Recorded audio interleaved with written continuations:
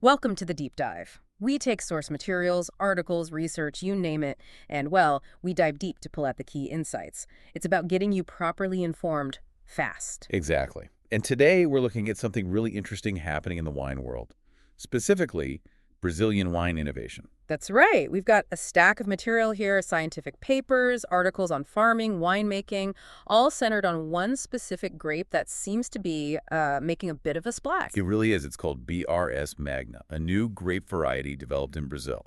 BRS Magna. Okay, sounds quite technical. So our mission here is to really understand this grape. Where did it come from? Why is it a big deal? What makes it, unique? And what does it mean for the future of wine? Especially when you think about places with warmer climates, like Brazil itself. Right. And why should you care? Why tune in for a deep dive on a single Brazilian grape? Well, because BRS Magna isn't just, another grape. It represents a really significant development in how and where quality wine can be made. Yeah. Understanding its story gives you a peek into the kind of innovation shaping wine globally. And maybe points you towards your next interesting bottle. Yeah. Okay, let's get into it. So, like most innovations, this starts with a problem, a challenge. Definitely. Brazil's a massive country, diverse climates. Yeah. But for traditional wine grapes, the famous Vitis vinifera, your Cabernet, your Chardonnay, large parts of Brazil are really tough environments. Tough how? Well, think tropical or subtropical conditions. High humidity, lots of heat. It's perfect weather for fungal diseases, mildew, powdery mildew, rot. They love it. So getting those classic European grapes ripe and healthy is a nightmare. It can be, yeah. Often requires huge amounts of vineyard work, spraying. It's difficult and expensive. So Brazilian researchers saw this coming. They did. Specifically, Embrapa Uva e Vinho. That's the Brazilian Agricultural Research Corporation's grape and wine unit. They've had a genetic improvement program going since way back in the 1980s. Looking for homegrown solutions. Exactly. And for BRS Magna, the goals were super clear. First, adaptation. It absolutely had to have strong resistance to those fungal diseases and handle the heat and humidity. Makes sense. What else? Productivity. It needed to give decent yields, make it worthwhile for growers. And this is crucial without losing quality. Right, quantity and quality. And that leads to the third goal, quality. The sources are clear. It needed to make genuinely high-quality white and rosé wines. Good aromas, good flavors. That's a tall order. How did they achieve that resilience, that toughness? The key is in its genes. It's not a pure Vitis vinifera. Okay. It's an interspecific hybrid, so a planned cross between different Vitis species. Think of it like drawing on a wider genetic toolkit. So mixing species gave it that strength. Precisely. That genetic diversity is where the resistance comes from, the stuff that pure vinifera often struggles with in those conditions.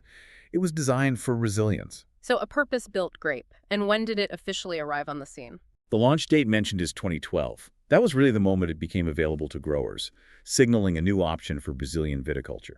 So stepping back a bit, why is a successful hybrid like this so important? Well, a few reasons. It shows that targeted research can unlock quality winemaking in areas maybe considered unsuitable before. It also leads to more sustainable farming. Less disease means fewer chemical sprays. That's a big one. Huge. And it brings new styles, new flavors to the market, diversifies things. It's about expanding the map of quality wine. Especially relevant with, climate change affecting traditional regions. Okay, let's get a picture of the vine itself. Ampelography, right?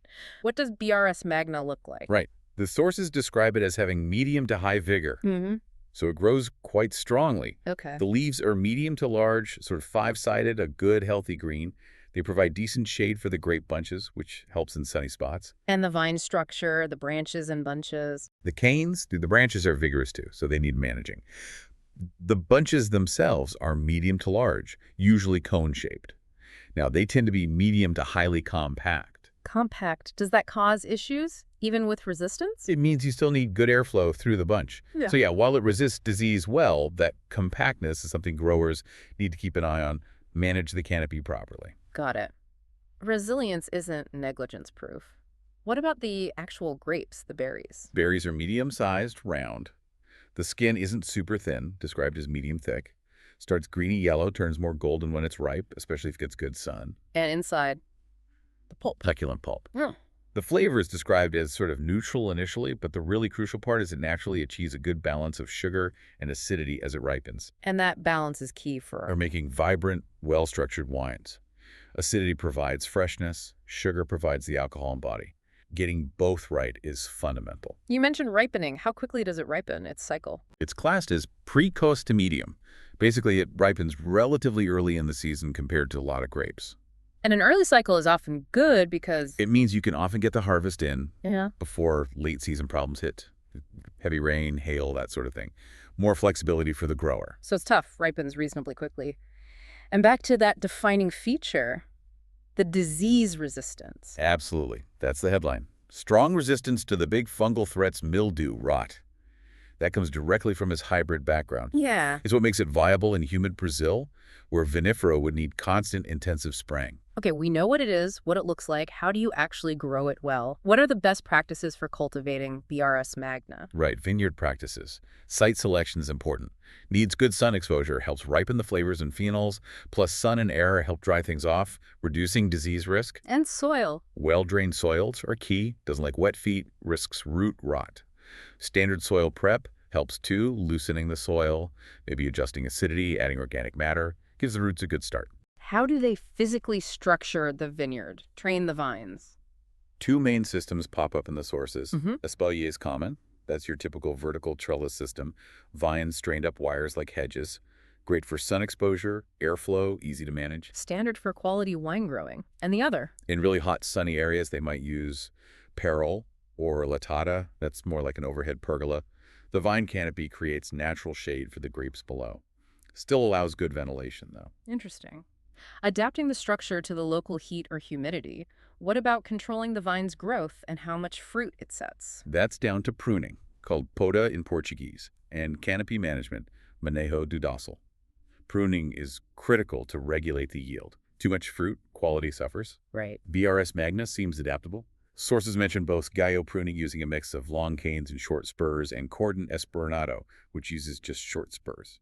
Different ways to control the number of buds, and thus the crop load. And managing the leaves and shoots during the growing season? That's canopy management.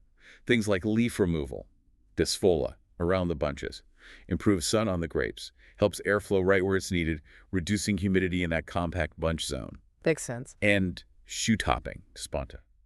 Basically trimming the growing shoots to control vigor and focus the vine's energy into ripening the grapes already there rather than growing more leaves. So even with this inherent toughness, careful farming is still essential. Water, nutrients. Oh yeah. Irrigation is often needed, especially in drier periods or regions like the Northeast.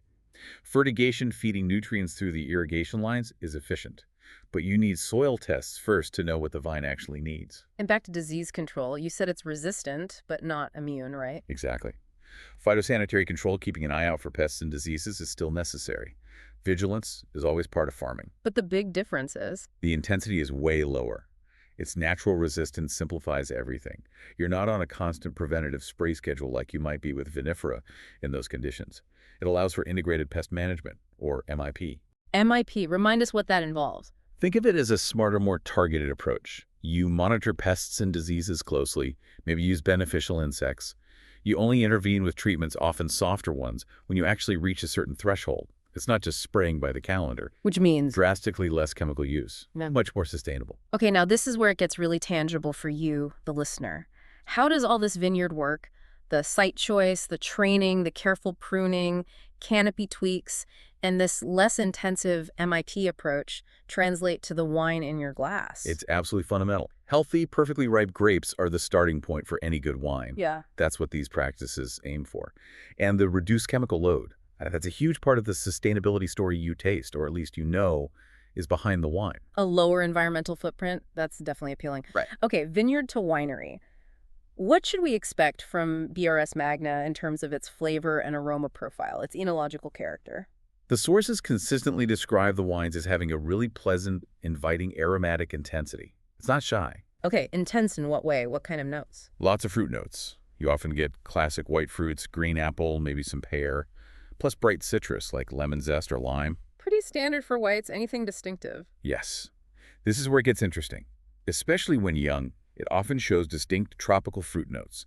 Think passion fruit, pineapple, sometimes lychee, really quite exotic. That tropical hint feels very Brazilian. What else? Florals? Definitely.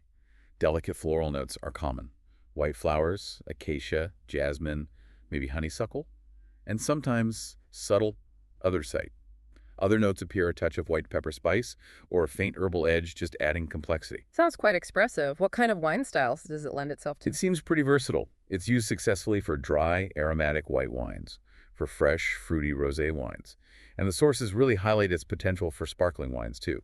Does that versatility carry over into the winemaking itself? Can winemakers shape it easily? It seems so. The reports suggest it responds well to different techniques, allowing winemakers to dial up the freshness or maybe build a bit more texture, depending on their goal. All right, let's follow the grapes into the cellar. How do they typically handle BRS Magna to capture those aromas and make these styles? The process usually starts with careful reception, inspecting the grapes, then destemming, getting rid of stems that could add green flavors, gentle crushing, then delicate pressing. They often prioritize the free-run juice, the stuff that comes off with minimal pressure called floor. It's considered the highest quality. Okay, juice is pressed. Then what? Clarification. Letting the solid settle out, maybe using fining agents to get clear juice before fermentation starts. Makes for cleaner flavors. And for rosé, there's an extra step. Yes, for rosé, there's that period of skin contact, maceration. It's short, maybe just a few hours, carefully controlled to get the right amount of pink color from the skins without extracting harsh tannins. Got it. Then the main event, fermentation. Right, fermentation. Yeast choice can be important, often selected strains known to boost fruit or floral aromas, though some might use native yeasts. But the absolute non-negotiable, stressed in the sources, is temperature control. Why is temperature so critical here? Because those lovely fruit and floral aromas BRS Magna has are delicate, volatile compounds. If you ferment too warm, they literally just evaporate, blow off. Ah, so you lose the character. Exactly. Cool fermentation temperatures, think 15 to 18 degrees Celsius, that's roughly 59-64 Fahrenheit, are key. It's a slow, gentle conversion of sugar to alcohol that helps lock in all that aromatic freshness. What else protects those aromas? Careful handling generally. Using sulfur dioxide judiciously to prevent oxidation, which dulls aromas. Keeping things cool not just during fermentation, but throughout the whole process. And aging, does it see oak barrels? Typically, no. The sources say aging is almost always in stainless steel tanks. The aim is preserving that primary fruit and freshness. No oak character wanted. Not usually.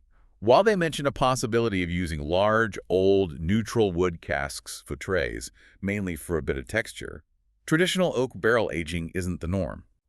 The oak flavors would likely overwhelm the grape's delicate profile.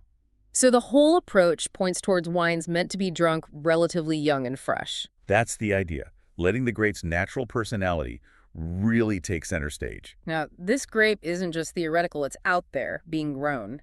Where in Brazil are we actually finding BRS Magna vineyards? It's proving surprisingly adaptable. One really key area is the Vale do San Francisco up in the northeast. Northeast Brazil, isn't that semi-arid? It is. They use irrigation, obviously. But what's amazing is they use pruning techniques to get 2 harvests a year there. The grape actually seems to thrive in the intense heat and sun, producing really vibrant, fruity wines. It was a pioneering region for BRS Magna. Wait, 2 harvests a year? That's wild. It is pretty unusual in the wine world, yeah. Then you have the Saragossa in the south, Rio Grande do Sul. That's Brazil's more traditional, humid wine region. How's it used there? More for diversifying what producers offer. And its disease resistance is a massive plus in that rainy climate. It's just a more reliable option sometimes. And other areas. Yes, the southeast, places like Minas Gerais, São Paulo, often higher altitude sites. There, they use a technique called double pruning, or winter harvests, to shift the ripening period into the drier season. Clever. And the wines. The wines from these higher spots are noted for having a distinct freshness and character. It seems Embrapa didn't just release it and walk away. No, definitely not. The sources show they're still actively testing it in other potential regions.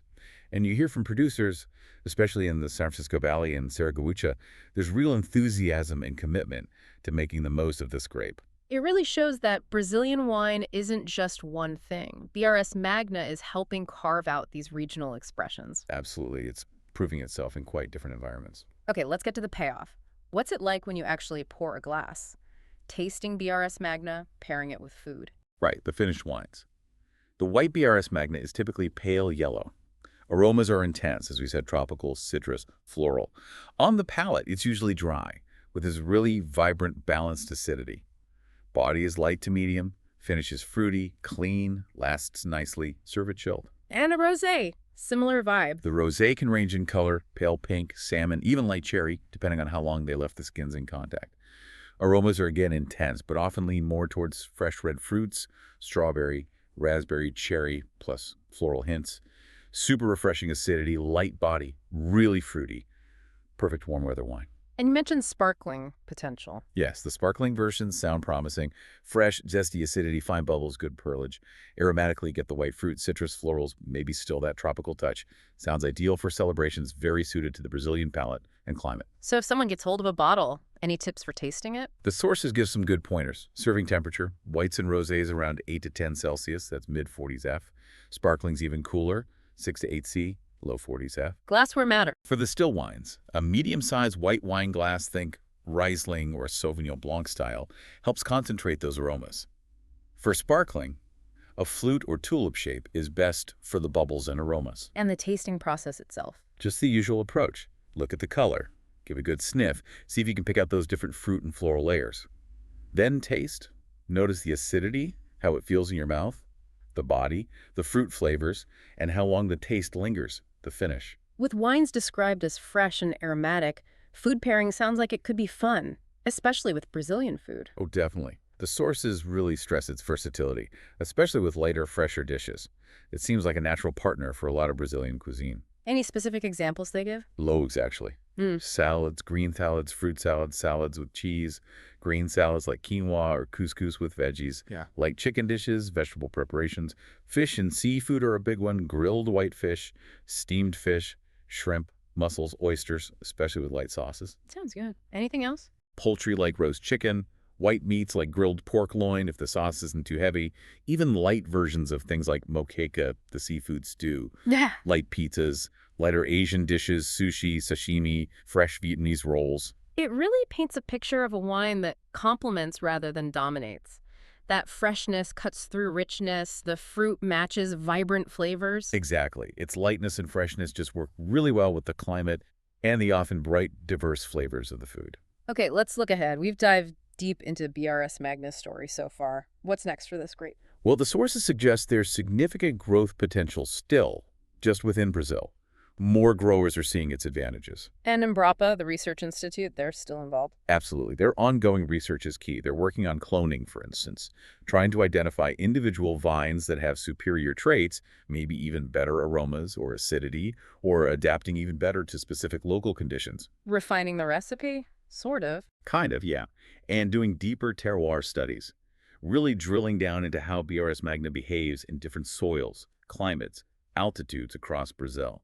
Helps pinpoint the sweet spots and fine-tune farming practices for each area. What about in the winery? More research there. Yes, vinification optimization. Developing even more specific protocols to maximize the grape's potential for white, rosé, sparkling styles. And looking at climate change adaptation. How will it cope with future changes? And what sustainable practices will help ensure it stays resilient? And getting this information out to the growers. Crucial. Embrapa's role in technology transfer, sharing knowledge, and supporting producers is really important for the grape's continued success. So how does BRS Magna ultimately fit in? Is it replacing traditional grapes or sitting alongside them? The sources see it as both an alternative and a valuable complement. It gives winemakers another quality option, especially in challenging spots. But it also has potential in blends, maybe adding freshness or aromatic lift or a specific Brazilian character to wines that also include vinifera or other hybrids. So it expands the toolkit? Exactly. Broadens the possibilities for Brazilian wine. So to wrap up our deep dive, BRS Magna emerges as this really impressive example of targeted research creating an innovative, resilient, and genuinely high-quality hybrid grape. Yeah, it's clearly important for diversifying Brazilian wine, making quality production possible in tough climates, and offering unique wines that speak of their origin. Its success really underscores how agricultural innovation can directly impact the quality, the sustainability, and just the sheer interest of what ends up in our glass. You've now hopefully got a much clearer picture of a grape that really embodies innovation, adaptability, and the exciting future potential of Brazilian wine. And here's something to chew on. Given how BRS Magna has thrived by adapting to difficult conditions and enabling more sustainable farming, what does its success tell us about the potential role of hybrid grapes worldwide? especially as climates keep changing. Maybe the future of wine isn't just about the old classics, but also about embracing the kind of research and innovation that created BRS Magna.